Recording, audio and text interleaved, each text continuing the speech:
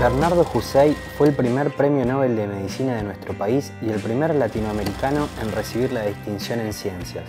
Hussein, además, fue quien creó el CONICET y el primer presidente del organismo, el cual desde hace 6 décadas y media se dedica a impulsar la ciencia y tecnología en Argentina. A pesar de esto, algunos políticos ponen en tela de juicio la importancia de la ciencia como palanca del desarrollo nacional y se olvidan de quienes pusieron a la Argentina en el centro de la ciencia mundial. ¿Sabrán estos mismos candidatos del Plan de Ciencia y Tecnología 2030? Esta iniciativa tiene como objetivo erradicar la pobreza y reducir la desigualdad y vulnerabilidad socioambiental, impulsar la bioeconomía y la biotecnología para incrementar la producción sostenible y alcanzar la soberanía alimentaria.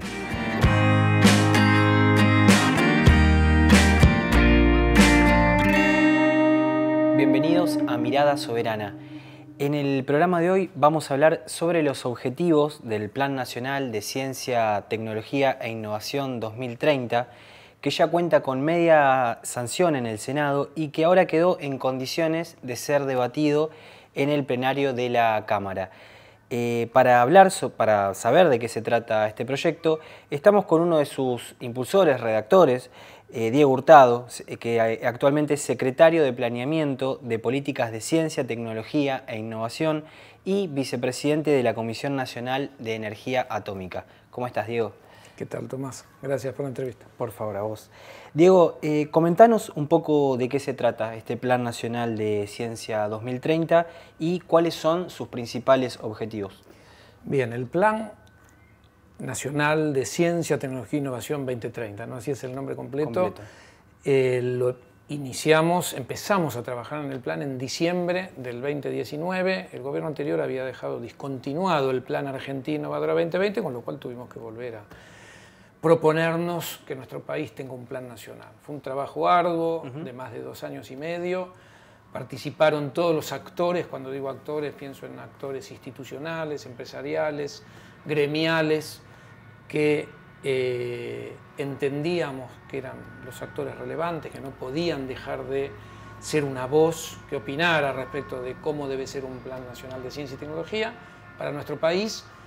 Esto finalmente llegó a una versión, digamos, consensuada a escala nacional, incluidos los sectores de ciencia y tecnología de cada una de las 23 provincias, con el compromiso de cada gobernador y gobernadora acompañando con cartas de intención. Y esto nos propusimos llevarlo al Parlamento para ver si lográbamos cumplir con un viejo anhelo, que es tener un plan nacional aprobado por ley. ¿Cuál es el objetivo? Pensando en lo que es en términos históricos, la inestabilidad económica, política, que impacta de manera negativa, ¿no? en la continuidad de los planes de ciencia y tecnología de nuestro país. Pensamos que si lográbamos la aprobación como ley, es decir, las fuerzas políticas que hoy están en el Parlamento, que son las que nos pueden gobernar de acuerdo a cómo sea el resultado de las elecciones a partir de fines del 2023, si levantaban la mano a favor del plan, entonces pensamos, no importa quién gobierne, el plan va a sostenerse, ¿no? Así que este es un poco la orientación, el objetivo, como vos bien lo señalaste. Logramos casi por unanimidad que sea aprobado por la Cámara de Senadores, hoy está en la Cámara de Diputados, en lista de espera para llegar a Cámara y ser votado. Y lo último que comento, como para cerrar, es que, ¿qué entiendo yo? Que por convicción o por vergüenza de no votar en contra, es decir, no creo que en este momento haya diputado o diputado que quiera ser identificado por nuestra sociedad como votando en contra del plan, y esto es una batalla ganada por el sector de ciencia y tecnología a nivel nacional. Es decir, hoy la sociedad tiene una percepción social muy positiva. Entendemos que si llega a Cámara va a ser votado positivamente y vamos a tener un plan como ley. Bien, hablabas también de pensar políticas a largo plazo, ¿no? La necesidad de que el país tenga políticas a largo plazo, y en este caso en ciencia y tecnología, ni nada más ni nada menos que en esta área. ¿Pensás que es necesario también dejar en claro qué país queremos hacia adelante con estas políticas? Tal cual, ese es un poco lo que nosotros entendemos que debe ser la función del plan. Es decir, por un lado, el plan tiene o define 10 agendas estratégicas nacionales. Por otro lado, hay 24 agendas provinciales, una para cada jurisdicción, ¿no? Para las 23 provincias y para Cava. Y en ese sentido, como vos señalás, lo que nosotros entendemos es que este plan converge, porque así se trabajó con el Ministerio de Desarrollo Productivo. Hoy es una secretaría, cuando nosotros arrancamos era un ministerio. Trabajamos con la Secretaría de Energía, con el Ministerio de Agricultura, con Ambiente, con Agricultura. Creo que en ese sentido entendemos que el plan, junto con el resto de las políticas públicas, codifican un proyecto de país pensado a largo plazo. Claro. Vamos un poco al área política, ¿no? A la coyuntura política. El candidato a presidente de La Libertad Avanza propone destruir el Estado y a la ciencia y la tecnología, que son indispensables para agregarle valor agregado a la producción y generar también un país soberano, ¿no? ¿Qué tenés para decir al respecto sobre estas medidas que tienen en mente estas personas? Fíjate que es exactamente la dirección 180 grados opuesta a lo que venimos discutiendo respecto de qué nos propusimos con el Plan de Ciencia y Tecnología 2030. La verdad que es un discurso que atrasa, no quiero decir décadas, pero podríamos irnos al siglo XIX, pensar en esos términos, en la ciencia y la tecnología. Cuando hoy, si vos vas a un curso de posgrado en cualquier universidad pública que te hable de ciencia y tecnología, lo que te van a decir en la primera clase es, al final de la Segunda Guerra Mundial, a nivel global, la ciencia y la tecnología pasa a ser objeto de políticas públicas en las economías desarrolladas y, por lo tanto, algunos países en desarrollo intentan seguir esa tendencia. Argentina es uno de esos países. Nosotros estamos haciendo como nación, como Estado, un esfuerzo enorme, digamos, desde la década de 1903. Podríamos irnos al siglo XIX. La ciencia y la tecnología en la Argentina arranca desde 1810, pero pensando en un proceso de institucionalización robusto, en un sector con instituciones, podríamos ir a 1930, donde ahí empieza un proceso ya más sólido. Hablar de cosas disparates como privatizar el CONICET demuestra una ignorancia supina. Yo creo que no vale la pena discutirlo. ¿Por qué? Porque es una idea inviable. Si esta persona gobernara y quisiera privatizar el CONICET, se encontraría con la imposibilidad de la idea, ¿no? Es como ir a Estados Unidos y pensar que vas a privatizar la National Science Foundation, que es el equivalente o a Francia, que vas a privatizar el CNRS, o a Brasil, que vas el CNP, que es el Consejo Nacional de Pesquisas. Si esta persona fuera candidata o servidora pública de alguno de estos países, puede tener problemas legales. Como candidato, y se generaría carcajadas, digo, no mucho más. Bien. ¿A qué crees que se debe la ausencia del debate, digamos, de las políticas de ciencia y tecnología, tanto en los discursos de los candidatos Bullrich como Milei? No aparece en el discurso del debate. Es muy buena observación. Efectivamente, vos sabés que esto lo discutíamos hace un par de días en un foro de ciencia y tecnología, que alguien decía, bueno, pero los otros candidatos, o la candidata y el candidato de La Libertad Avanza, no están haciendo ninguna propuesta. No dicen qué quieren hacer con ciencia y tecnología, o cuando lo dicen el disparate que dijo el candidato de La Libertad Avanza. Es un problema, porque hoy hablar de ciencia y tecnología es hablar de la ventana de posibilidad para que nuestro país tenga futuro. Alcanza con mirar lo que es hoy el enfrentamiento o las tensiones entre China y Estados Unidos. En el corazón del debate, en el corazón de la tensión, está el factor tecnológico. No solo el factor tecnológico, está también el problema de la moneda, ¿no? El lugar del dólar y el yuan, o el problema del comercio internacional, pero junto con la moneda del comercio internacional, el problema de la ciencia y la tecnología. Claro. ¿No? El problema de el acceso al conocimiento estratégico, que es lo que hoy permite pensar en dinamismo económico, pensar para un país en desarrollo, salgámonos de China y de Estados Unidos, que en algún punto están compitiendo por el liderazgo. Países latinoamericanos como la Argentina necesitan desarrollo, necesitan mejorar las condiciones de vida de sus ciudadanas y ciudadanos. ¿Cómo se piensa eso hoy sin políticas robustas, sin inversión de ciencia y tecnología? Lo último que te comento, vos dijiste algo muy interesante, el Estado y la ciencia y la tecnología. Y me parece muy acertado vincular esos dos aspectos, porque en la Argentina la ciencia y la tecnología es el Estado.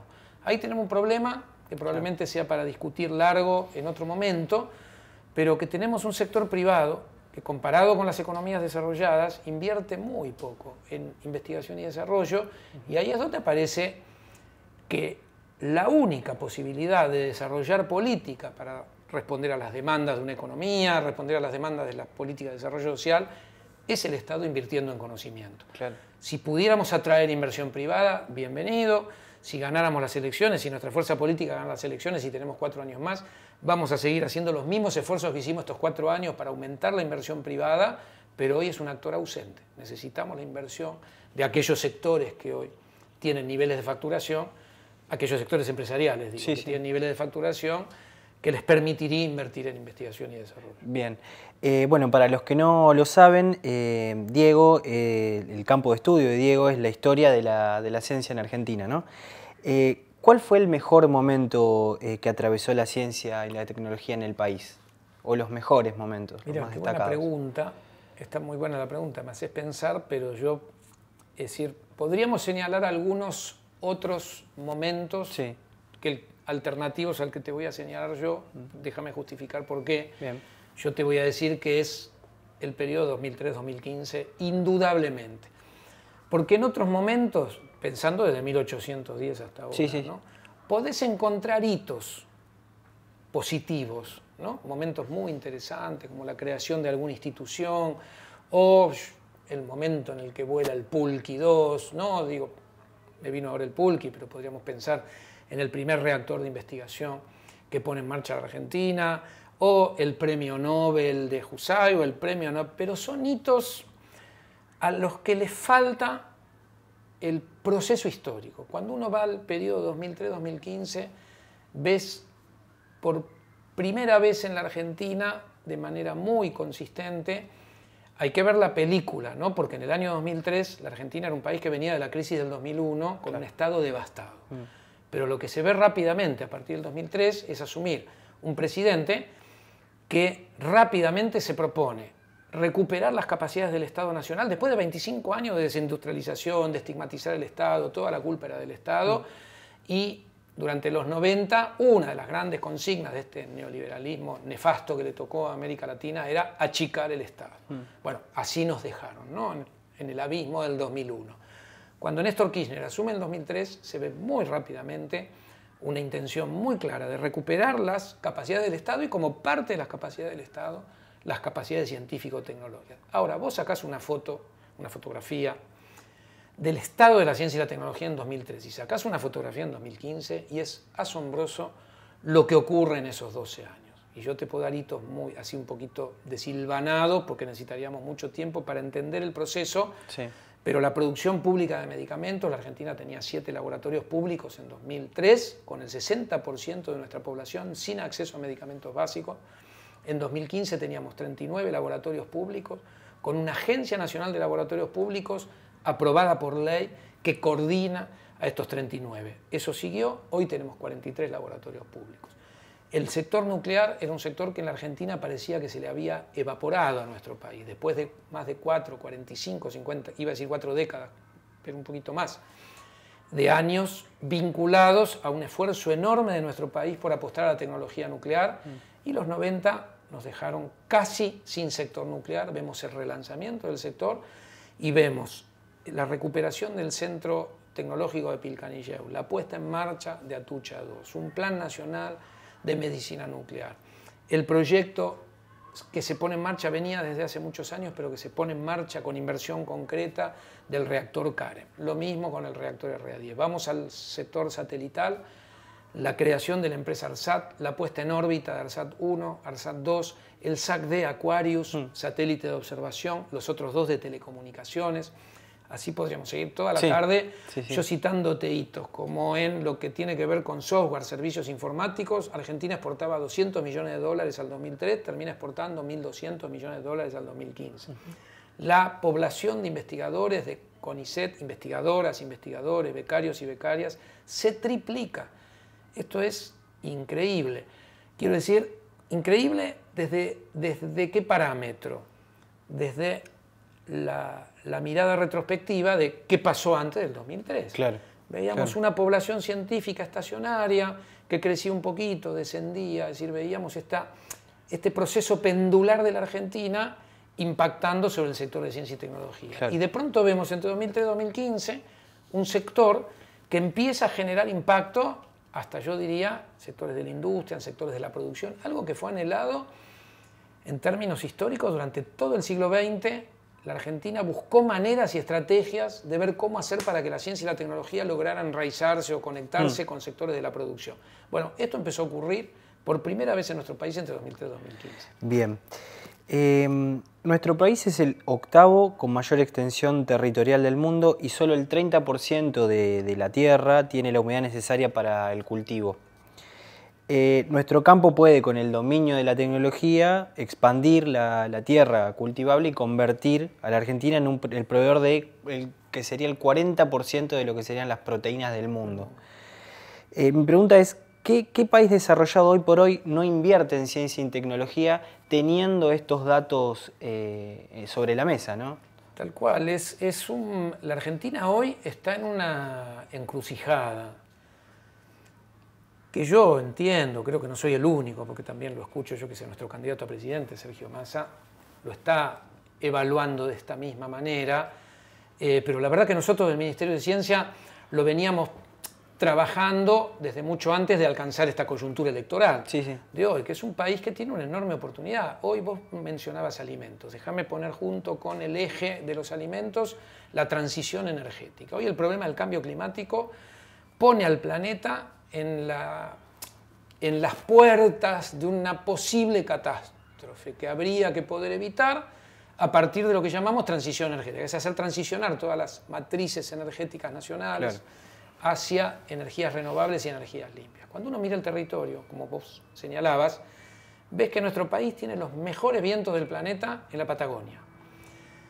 Radiación solar inmejorable en la zona cordillerana, ¿no? Cuando digo los mejores vientos pienso en energía eólica. Cuando decimos radiación solar, pensar en energía fotovoltaica o aprovechamiento de energía fotovoltaica.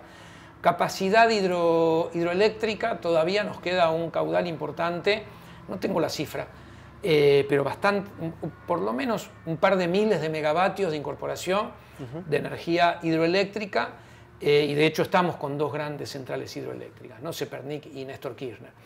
El tema nuclear es una potencialidad que nuestro país no puede dejar de aprovechar porque tenemos 70 años de desarrollo nuclear o con creciente autonomía, para decirlo de manera un poco más precisa, y hoy la Argentina exporta reactores multipropósito, está desarrollando un pequeño reactor modular nacional, que es de las tecnologías que hoy miran hacia futuro del sector nuclear, es la gran promesa, los pequeños reactores modulares. Hay alrededor de 70 proyectos a nivel global, pero solo 5 o 6 que ya están en obra. Uno de esos 5 o 6 es el reactor CAREM de la Argentina, que viene, entre comillas, ponerlo, picando en punta, junto con un par de SMRs, se llama, ¿no? Por Small Modular Reactor, pequeño reactor modular. Entonces, cuando uno evalúa todas estas capacidades y piensa cómo debe ser el sendero de transición energética o qué debe significar para nuestro país un sendero de transición energética, la respuesta es clave. No necesitamos megavatios verdes. En todo caso necesitamos incorporar megavatios verdes, pero con industrialización y con desarrollo de capacidades tecnológicas nacionales. Tenemos la posibilidad, tenemos una enorme ventana de oportunidad para ir por ese camino. Bien. Bueno, como mencionábamos antes, una de las propuestas es cerrar el CONICET de Javier Milei. En la misma línea, el candidato dice que la ciencia argentina no tiene productividad y que los investigadores científicos, son unos delincuentes. Bueno, el primer premio Nobel de Medicina de nuestro país, vos lo citaste hace un ratito, Bernardo Hussein, fue quien creó el CONICET y fue su primer presidente. Hoy, después de 6 décadas y media, se ponen en cuestión los logros de la ciencia argentina. ¿Qué pensás al respecto de estas declaraciones, primero? Y después, si nos podés decir quién era Hussein y qué legado dejó para el país. Sí, fíjate qué interesante lo de Milei, que en lugar de salir a buscar el actor que debería invertir en ciencia y tecnología, los países que Milei admira, ¿no? Son, digo, si vamos a ver el patrón de inversiones o cómo se las ingenia cada uno de los países, por lo menos que va nombrando Milei en sus alocuciones, en sus intervenciones públicas, digamos las economías desarrolladas, lo que uno ve es una inversión privada que multiplica por 3, por 4 o por 5 la inversión pública. Claro. O sea que la inversión pública en la Argentina es modesta, necesitaría aumentar, pero lo que más hace falta no es tanto la inversión pública, que hoy está haciendo un esfuerzo y hay una ley que va marcando, si le guste a Milei o no le guste, hay una ley que marca lo que debe ser la inversión pública y esa inversión pública finalmente es para financiar los laboratorios públicos donde trabajan esos científicos, científicas, tecnólogos, tecnólogas que Milei desprecia, pero ahí hay lo que yo entiendo que es mala fe, es decir, Milei debería estar reclamando la inversión privada, que son ¿qué pasa? Milei viene de la economía financiera, viene de la ruleta financiera, viene de la especulación, no viene del mundo de la producción, no piensa en términos de industria, piensa en términos de sus padrinos o de sus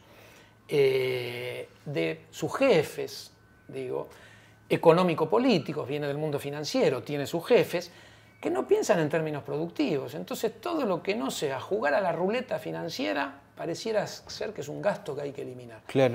Entonces, desde ese punto de vista, me parece que vivimos en mundos diferentes, dialogar con Milei es imposible.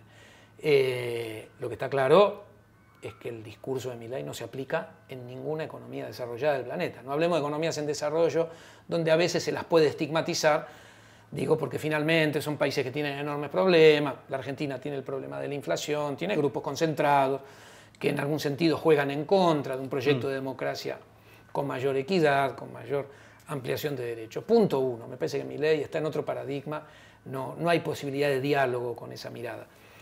Respecto de Bernardo Hussein, es una trayectoria muy interesante la de Hussein, el primer premio Nobel de Ciencias de América Latina, va a ser presidente de CONICET vitalicio hasta su muerte.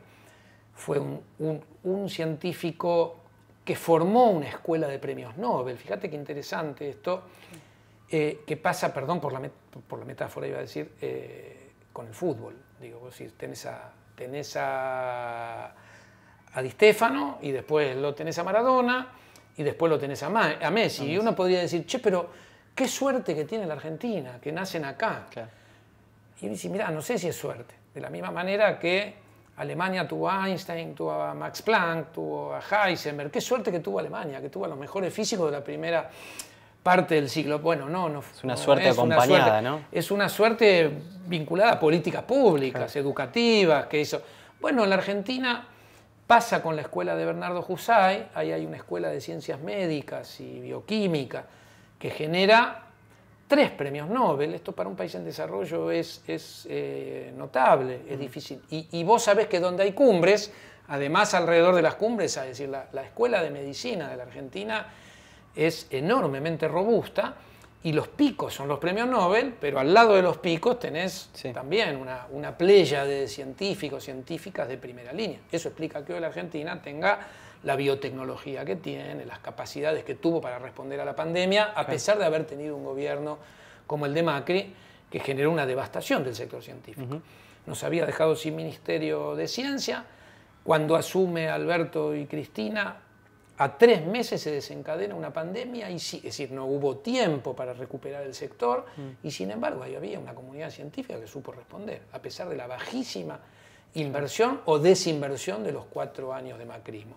Bueno, en algún punto habría que decir que no es el legado de Jusay, es el legado de todo un sector, de varios gobiernos, pero evidentemente Bernardo Jusay es una de las cumbres, ¿no?, de la ciencia argentina, y cuando uno habla de cumbres no habla solo de logros individuales. Esta es la parte interesante, es decir, porque la ciencia y la tecnología no nos hablan de logros individuales, son actividades colectivas, sociales, que impulsa un país o que debe impulsar un país como políticas públicas. En ese sentido, yo a Jusay lo ubico como una de las cumbres, pero que además de haberse destacado y ganado el Premio Nobel en Ciencia, tuvo un impulso y tuvo la capacidad de ayudar y de colaborar de manera decisiva a institucionalizar la ciencia y a formar escuelas de investigadoras e investigadores que llegan hasta el presente. En la misma línea que venimos hablando, y dentro de estas contradicciones, ¿no?, que propone Milei, las exportaciones de la economía del conocimiento alcanzaron en el año anterior, en el 2022, los 7.800 millones de dólares. Ante estos datos, ¿crees que también se apunta al sector específico, al sector científico por algo? El sector, el presupuesto de lo que es ciencia y tecnología tampoco es muy alto, ¿no? Estamos hablando de un porcentaje relativamente bajo con respecto al PBI. ¿Por qué crees que se apunta a este sector, a la comunidad científica? Es buenísima tu pregunta porque ayuda a redondear lo que venimos, ¿no?, un poco elaborando, pues son temas complejos realmente. Entonces los tiempos televisivos también hacen, o televisivos o de los medios, hacen que se pueda decir a veces cualquier cosa con absoluta impunidad, y en realidad a nosotros, porque estamos, o que nosotros pienso en el Ministerio, quienes trabajamos acá en el Ministerio de Ciencia, que vivimos de tratar de entender cómo gestionar políticas, cómo gestionar estrategias, acciones para la ciencia y la tecnología, y entendemos o tratamos de ver el impacto de la ciencia y la tecnología en una economía, hace que te quedes un poco azorado, casi, es decir, ¿cómo se responden estos disparates? Y bueno, con paciencia, explicando, tratando de hacer entender el rol del conocimiento. Yo te digo, hoy la Argentina tiene un 40% de pobreza, pero tiene una potencialidad enorme que hay que desplegar en el campo energético, alimentario, en salud, en tecnologías digitales. Vos señalabas la economía del conocimiento y la capacidad de la Argentina de, a pesar de la pandemia, sabemos cómo fueron estos 4 años muy complejos, muy difíciles, de haber logrado exportar 7.800 millones de dólares.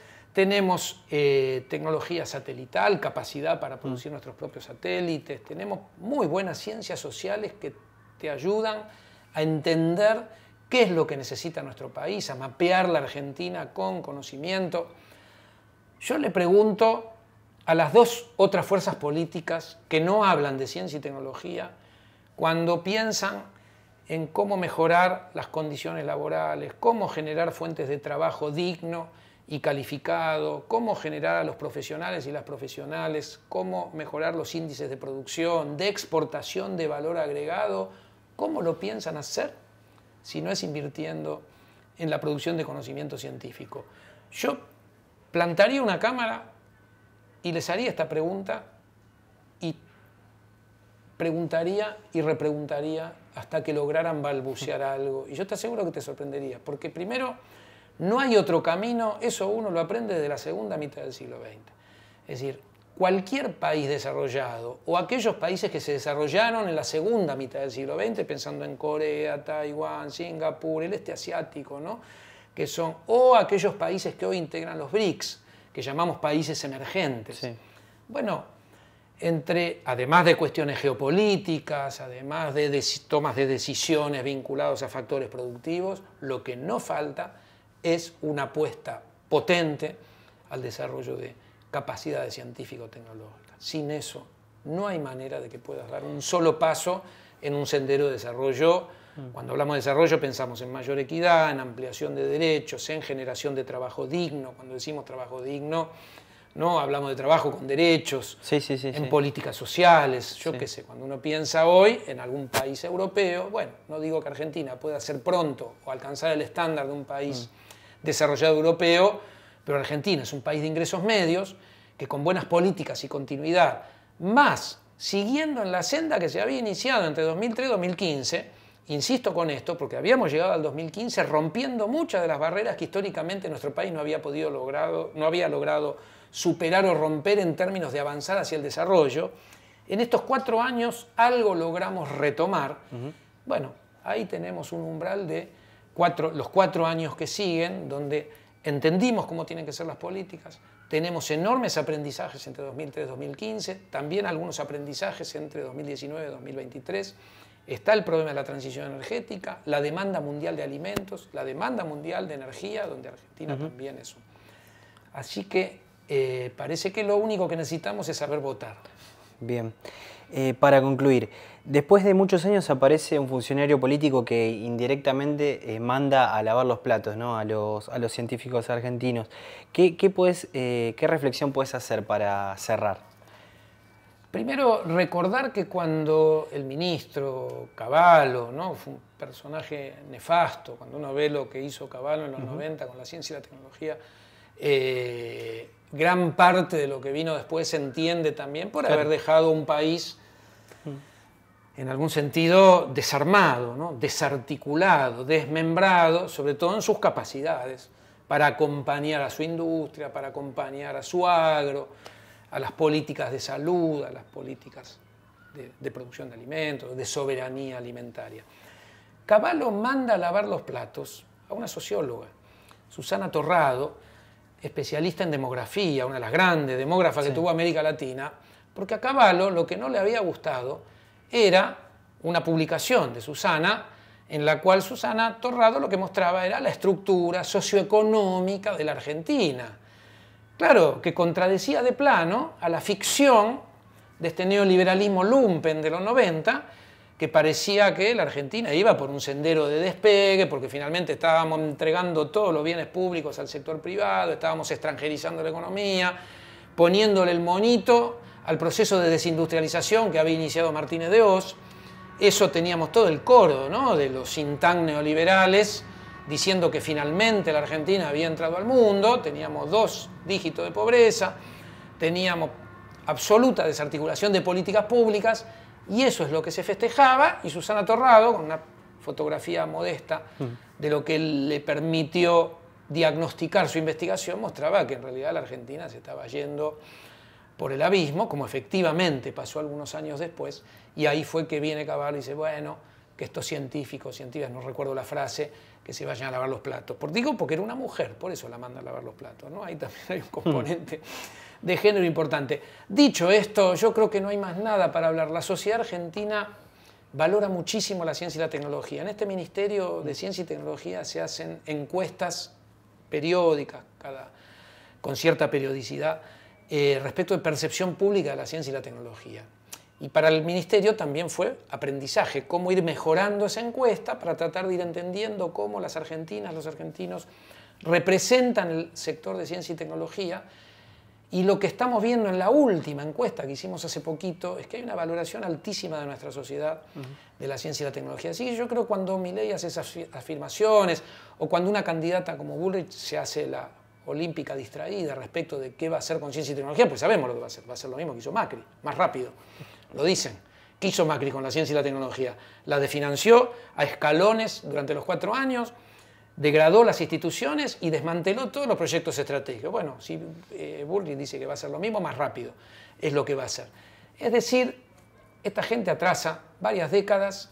Me parece que no hay que ya detenerse mucho porque la propia percepción pública de nuestra sociedad los contradice. En ese aspecto yo creo que les resta para ir al poroteo, que es lo que les gusta hacer cuando miden y cuando hacen los focus group. Yo creo que hablar mal de la ciencia y la tecnología claramente les resta. La única fuerza política que tiene en su discurso nuestro candidato a presidente, Sergio Massa, tiene en su discurso en la punta de la lengua ciencia y tecnología, habla de los sectores estratégicos, habla de energía, de soberanía alimentaria, soberanía marítima, donde también la ciencia y la tecnología tiene mucho para aportar.